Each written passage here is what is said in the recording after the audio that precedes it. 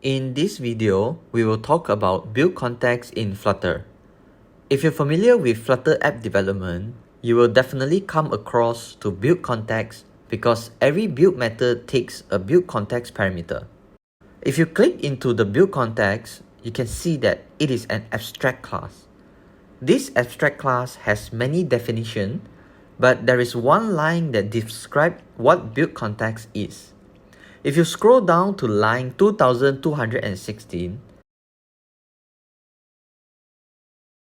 you can see that it says return ancestor.widget.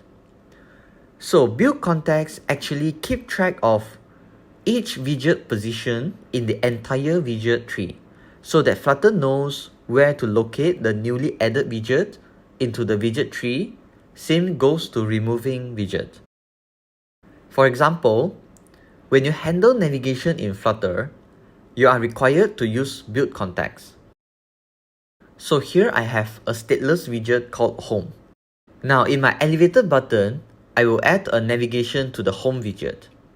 So I'm using Navigator.ofContext to push the new widget above the current widget class.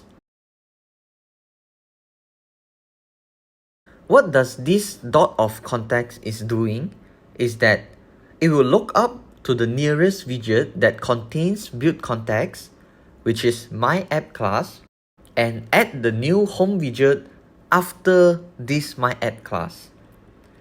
So whenever I navigate pop from this home widget, I will definitely land on my app widget on the screen because build context handles and maintains the sequence of the widget tree, which home class comes after my app class.